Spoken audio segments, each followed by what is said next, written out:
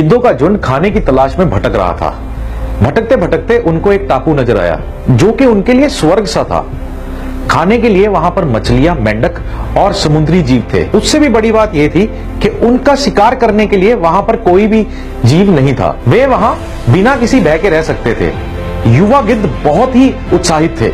उनमें से एक गिद्ध बोला कि मैं यहां से कहीं और नहीं जाऊंगा, यहाँ पर बैठे बैठे बिना मेहनत के बहुत सा खाना है। बाकी गिद्ध भी उसकी हाँ में हाँ मिलाते हुए बहुत ही उत्साहित थे और वह भी यह कहने लगे कि बिना मेहनत के खाना मिल रहा है। इस तरह से मौज मस्ती में काफी दिन गुजरने लगे, परंतु सबसे बूढ़ा गिद्ध इस बातों से खुश नहीं था और उसने अपनी इस चिंता को और गिद्धों के सामने व्यक्त किया कि हम गिद्ध ऊंची उड़ान और तीव्र वार की ताकत से पहचाने जाते हैं, पर जब से हम इस टापू पे आए हैं सब आराम तलब हो गए हैं। ऊंची उड़ान तो बहुत दूर की बात है, महीनों से बहुत सारे गिद्धों ने उड़ान तक नहीं भरी है।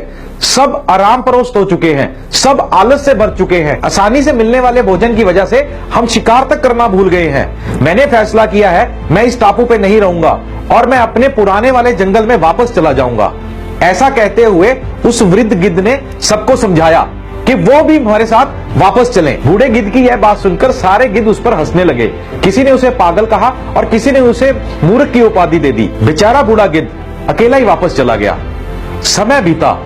एक दिन उस बूढ़े गिद्ध के मन में विचार आया, क्यों ना मैं अपने पुराने साथियों को मिलके आऊं। समय बीतता जा रहा है, मैं बुजुर्ग हो चुका हूं, एक बार मैं उनसे मिल लूं। लंबी यात्रा के बाद वह उस टापू पे पहुंचा। जब वह उस टापू पे पहुंचा तो उसने बहुत ही भयानक दृश्य देखा। बहुत से गिद्ध मर चुके थे, जो जीवित थे वह घायल थे। ये कैसे हो गया? बूढ़े गिद्ध ने पूछा। करहाते हुए घायल गिद्ध ने कहा कि हमें क्षमा कीजिए, हमने आपको बुरा भला कहा, हमने आपका मजाक उड़ाया, हमने आपको पागल कहा, हमने आपको मूर्ख कहा। आपके जाने के कुछ महीनों के बाद यहाँ पर एक बड़ा सा जहाज आया और चीलों का एक दल यहाँ छोड़ गया। जैसे ही उन चीलों को पता लगा कि हम ज्यादा ऊंचा उड़ नहीं सकते और हम उन पर वार नहीं कर सकते, उन्होंने हम पर हमला किया और उन्होंने हमें खाना शुरू कर दिया। अब हमारी आबादी खत्म होने के कगार पर है और अब हम कुछ ही गिद्ध रह गए हैं। यह सुनकर बूढ़ा गिद्ध बहुत दुखी हुआ और वह वापस जंगल की तरफ उड़ चला। इसी तरह दोस्तों, अगर हम अपनी शक्तियों का इस्तेमाल नहीं करते तो धीरे धीरे हम उसे खो देते हैं, लूज कर देते हैं अपनी जिंदगी से। तेजी से बदलती हुई दुनिया के अंदर अगर हम अपने अंदर बदलाव नहीं लेके आएंगे तो हमारी जिंदगी में भी कोई बदलाव नहीं आएगा। सफलता प्राप्त करने के लिए और अपने लक्ष्य को भेदने के लिए हमें अपने अंदर बदलाव लेके आना है। अपनी काबिलियत और अपनी ताकत को जिंदा रखिए और इसे पूरी जिंदगी तराशते रहिए और समय के साथ बदलते रहिए। जब आप ऐसा करेंगे तो बड़ी से बड़ी मुसीबत आने पर भी आप ऊंची उड़ान भर सकते हैं।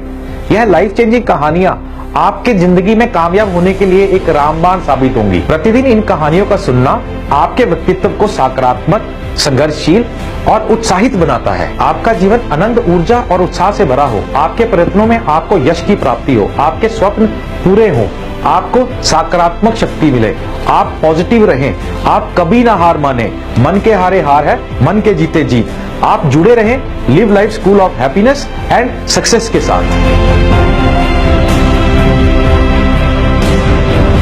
आपका हमारे साथ जुड़ने के लिए धन्यवाद। यह लाइफ चेंजिंग कहानियां आपके व्यक्तित्व, आपके पर्सनैलिटी को सकारात्मक, पॉजिटिव, उत्साहित एवं संघर्षशील और आपको आपके लक्ष्य प्राप्ति में